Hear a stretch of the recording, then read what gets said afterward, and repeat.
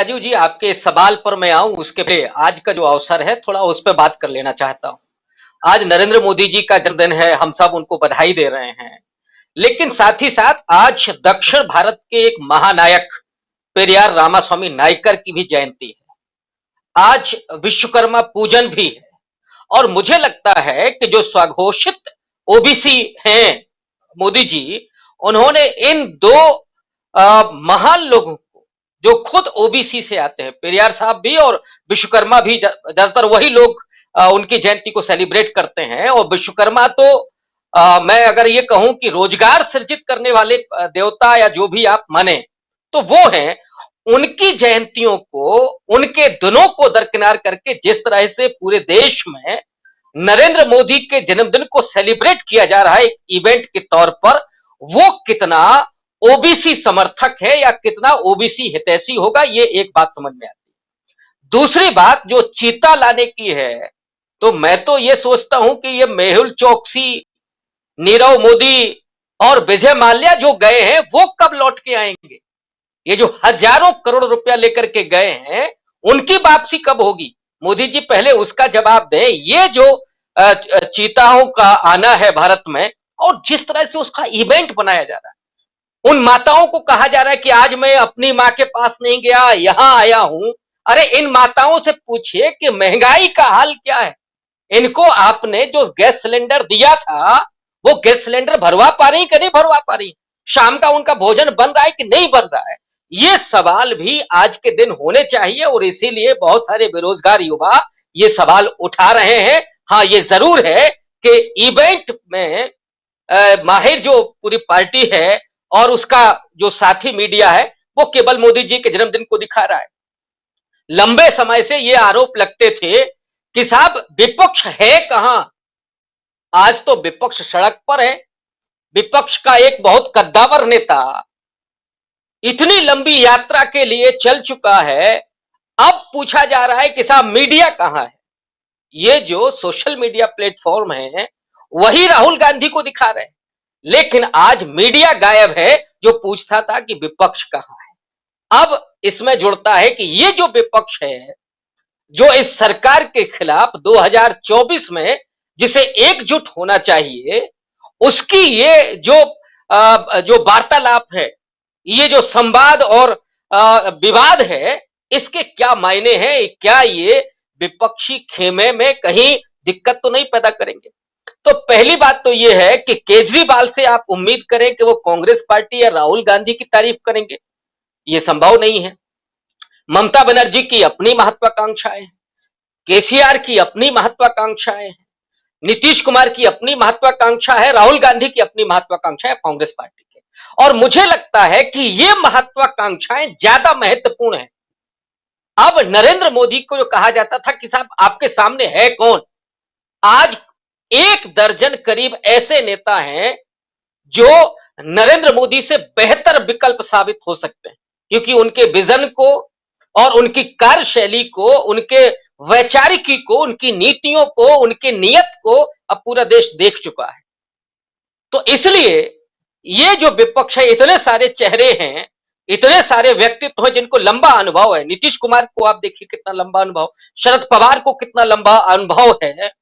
ये अनुभव अगर एक प्लेटफॉर्म पर आता है तो निश्चित तौर पर नरेंद्र मोदी सरकार के लिए मुश्किल होगी 2024 के चुनाव में।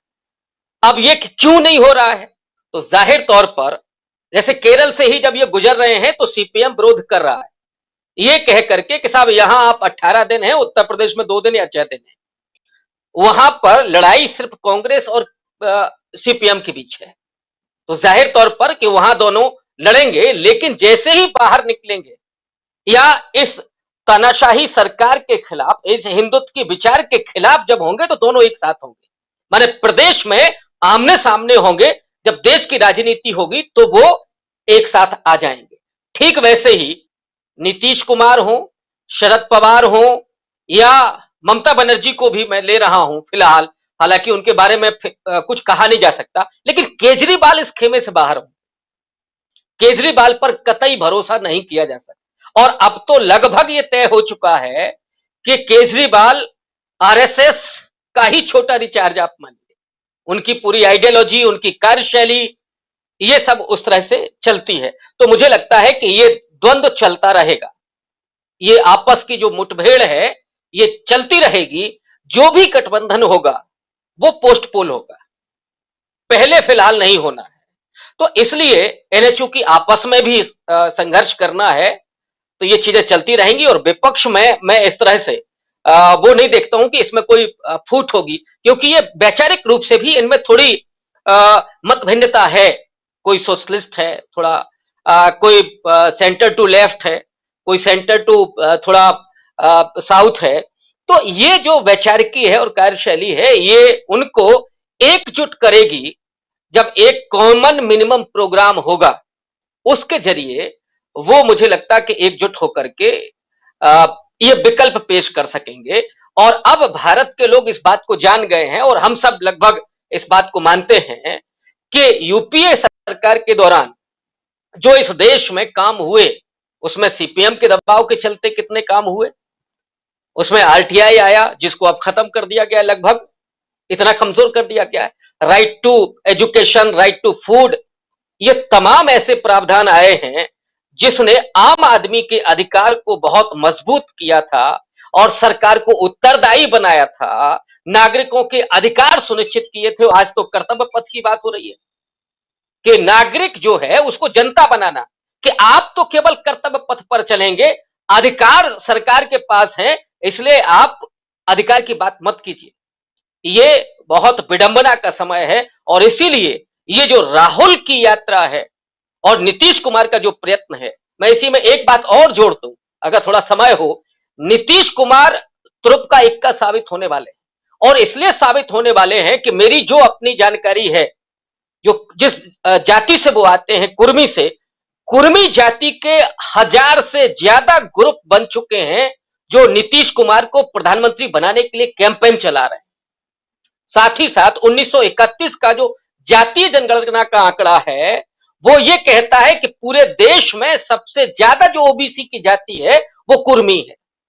तो ये जो कॉम्बिनेशन बन रहा है, वो नीतीश के पीछे जो एकजुटता हो रही है, नीतीश कुमार गुजरात में भी बहुत प्रभाव डाल सकते हैं अगर कांग्रेस का वो प्रचार करने के लिए जाते हैं, क्योंकि वहां पाटीदार पटेल ये बहुत बड़ी तादाद है। महाराष्ट्र में, उत्तर प्रदेश में, मध्य प्रदेश में, बिहार में, झारखंड में। तो इसलिए तुरुप का इक्का साबित होने जा रहा है। मैं ये नहीं कह रहा हूं कि वो प्रधानमंत्री बनेंगे या क्या बनेंगे, लेकिन ये महत्वपूर्ण साबित होंगे। और कांग्रेस राहुल गांधी के साथ, सोनिया गांधी के साथ जो उनकी जुगलबंदी है, तेजस्वी के साथ जो उनकी जुगलबंदी है, वो बड़ी कारगर साबित हो सकती है। बस देखना ये होगा कि कोई विपक्ष गलती ना करे, राहुल गांधी इसी संघर्ष के पथ पर आगे बढ़ते रहे और नीतीश कुमार अपने कूटनीतिक प्रयास के जरिए जो और विपक्ष है उसको एकजुट करते रहे। को एकजुट करने की कोशिश नीतीश कुमार कर रहे हैं।